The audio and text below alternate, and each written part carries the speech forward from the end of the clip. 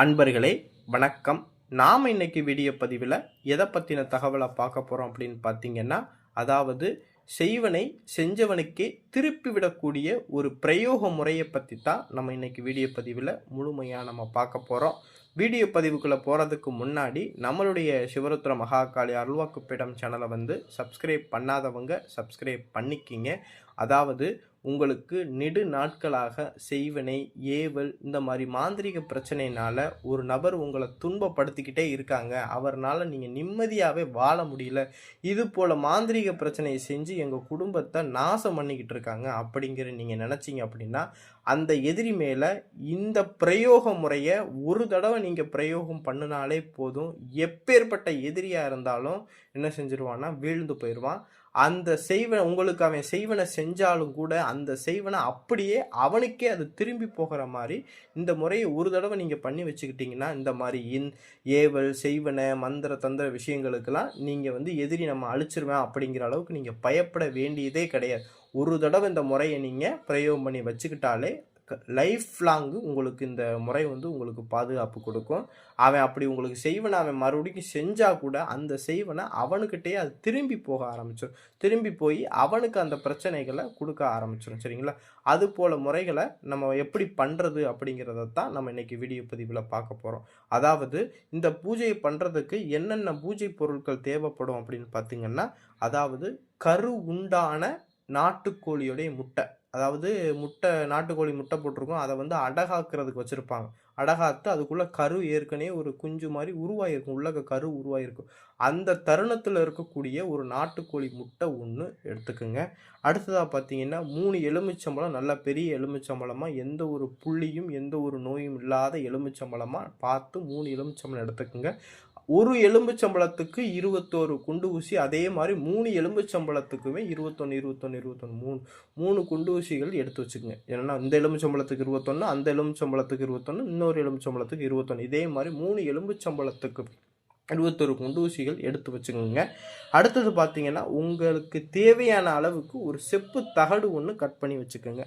அடுத்து பார்த்தீங்கன்னா நாட்டுக்கோழி இல்லைன்னா நாட்டு சேவல். சரிங்களா? வெள்ளை இல்லாமல் கருப்பு நிற கோழியாக இருக்கிற மாதிரி பார்த்துக்குங்க, வெள்ளை இருக்கக்கூடாது. சரிங்களா? அடுத்தது பார்த்தீங்கன்னா, இந்த பூஜையை பார்த்தீங்கன்னா அமாவாசை நாளில் தான் இந்த பூஜையை பண்ணணும்.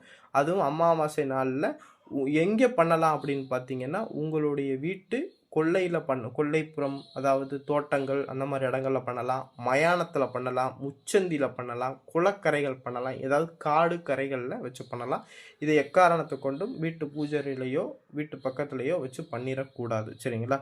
இந்த பூஜை பண்ணக்கூடிய இடத்த தேர்ந்தெடுத்துக்கிட்டு அந்த இடத்துல உங்கள் முன்னாடி ஒரு வேப்ப எண்ணெயில் ஒரு தீபம் போட்டு ஏற்றி வச்சுக்கோங்க. இல்லைன்னா பஞ்ச தீப எண்ணெய்ன்னு வாங்கி அந்த பஞ்ச தீப எண்ணெயை நல்லா அந்த காற்றுல அணையாமல் நீங்கள் என்ன செஞ்சுங்கன்னா திரி போட்டு ஏற்றி வச்சுக்கோங்க. உங்களுக்கு முன்னாடி ஒரு தலை வாழை இலையை நீங்கள் எப்போவும் சாப்பிடுவீங்கள்ல அது போல் போடாமல் தலைவாழையை திருப்பி போடணும். சரிங்களா? அதுக்கு ஆப்போசிட்டாக திருப்பி இந்த பூஜை முறைக்கு திருப்பி தான் போடணும். சரிங்களா? இந்த மாதிரி வாழை இலையை திருப்பி போட்டுட்டு இது என்ன செய்யணும்னா, மயானத்தில் போய் நீங்கள் என்ன செஞ்சிடணும்னா, சுடுகாட்டில் எரியூட்டப்பட்ட சாம்பலை ஒரு மண் கலையத்தில் எடுத்துகிட்டு வந்துக்கிறணும். எடுத்துகிட்டு அந்த வாழை இலையில் அந்த மயான சாம்பலை கொட்டி பரப்பி வச்சுக்கிறணும். பரப்பிட்டு ஒரு செப்பு தகட்டில் நீங்கள் யார் உங்களுக்கு எதிரி துன்பம் கொடுத்துட்டு இருக்கானோ, சரிங்களா, நெடு நாட்களாக உங்களுக்கு யார் துன்பம் கொடுத்துட்டு இருக்காங்களோ அவருடைய பெயரை, அது 10 பேராக இருந்தாலும் சரி, எத்தனை நபராக இருந்தாலும் அந்த எந்திரத்தில் அவருடைய அம்மா பேர் அவருடைய அப்பா பேரை எழுதி அதுக்கு கீழே அவருடைய பெயரை, எதிரியுடைய பெயரை நீங்கள் எழுதி வச்சுக்கிறணும். சரிங்களா? எழுதி அந்த எந்திரத்தை என்ன செஞ்சுறீங்கன்னா, அந்த மயான சாம்பல் மேலே அந்த எந்திரத்தை வச்சு முட்டையையும், அதாவது கரு உண்டான முட்டையை அந்த எந்திரத்துக்கு மேலே வச்சு அந்த எந்திரத்துக்கு சந்தனம் குங்குமம் இதெல்லாம் வச்சு அந்த முட்டைக்கும் சந்தனம் குங்குமம் இதெல்லாம் வச்சு அரளிப்பூவை வச்சு என்ன செஞ்சுருங்கன்னா அந்த முட்டைக்கு வச்ச பிறகு நீங்கள் என்ன செய்றீங்கன்னா, நான் ஸ்க்ரீனில் கொடுத்துருக்கக்கூடிய மந்திரத்தை என்ன செய்றீங்கன்னா 1008 தடவை உரு கொடுக்கணும். அந்த மந்திரத்தை 1008 தடவை அந்த முட்டைக்கு உரு கொடுத்து முடித்த பிறகு ஒரு மந்திரத்தையும் சொல்லி ஒரு எலுமிச்சம்பழத்தை கையில் எடுத்து அந்த ஒரு குண்டூசியை கையில் எடுத்து ஒரு மந்திரத்தையும் சொல்லி அந்த குண்டூசியில் எதிரியை மனசில் கற்பனை பண்ணிக்கிட்டு அந்த குண்டூசியை எலுமிச்சம்பழத்தில் குத்தணும். இதே போல் 21 குண்டூசியையுமே அந்த ஒரு எலுமிச்சம்பழத்தில் குத்தணும். இதே போல் 3 எலுமிச்சம்பழத்துலையுமே மந்திரத்தை சொல்லி 21 குண்டூசியை நம்ம என்ன செய்யணும்னா அந்த எலுமிச்சம்பழத்தில் குத்தி முடிச்சுட்டு அந்த எலுமிச்சம்பழத்தை அந்த வாழை இலையில் வச்சுட்டு ஒரு கருப்பு கோழியை அந்த முட்டையை அப்படியே 3 தடவை சுற்றி என்ன செஞ்சிருங்கன்னா அதை அந்த கோழியை அறுத்து அதோடைய உதிரத்தை அந்த முட்டை மேலே நம்ம விட்டுறணும். விட்டுட்டு அந்த கோழியை நீங்கள் தூக்கி போட்டுறணும். அதுக்கப்புறம் அந்த வாழை இலையை அப்படியே மடித்து எதிரியோடைய ஏதாவது விவசாய நிலம் இருந்தாலும் சரி, இல்லை எதிரியோடைய வீடு ஏதாவது இருந்தாலும் சரி, இல்லை எதிரியோடைய எந்த இடத்தா இருந்தாலும் சரி அதில் கொண்டு போய் குழி நோண்டி அவன் இடத்துல பிதைச்சிடலாம். இல்லை அவன் இடத்துல பிதைக்க முடியாது அப்படின்னா முச்சந்தியில் கொண்டு போய் பிதைச்சிடணும். இல்லைன்னா மயானத்தில் கொண்டு போய் பிதைச்சிட்டிங்க அப்படின்னா எதிரி உங்களுக்கு என்ன செஞ்சாலும் அது அவனுக்கு அப்படியே திரும்பி போய்கிட்டே இருக்கும்.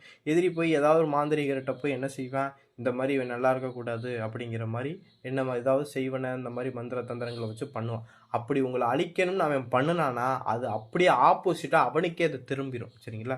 பெரும்பாலும் இந்த முறையை தான் எல்லாருமே பயன்படுத்தி வச்சுக்கிடுவாங்க. கட்டாயம் இந்த செய்வனை ஏவல் இந்த மாதிரி பிரச்சனையில பாதிக்கப்பட்ட நபர்கள் கட்டாயம் இதை நீங்கள் பண்ணி வச்சுக்கிட்டீங்க அப்படின்னா ரொம்ப நல்லது. இந்த மாதிரி செய்வனை ஏவல் பிரச்சனை எதுவுமே பக்கத்தில் நம்மள்கிட்ட வராது. அப்படியே நம்மளை அழிக்கணும்னு ஒருத்தன் செஞ்சாலும் அது அப்படியே அவனுக்கே திரும்பி போயிடும். அந்த பிரயோக முறை தான் இந்த பிரயோகம் நான் சொன்ன முறை. இதில் எந்த விதமான ஒளிவு மறைவுமே இல்லை.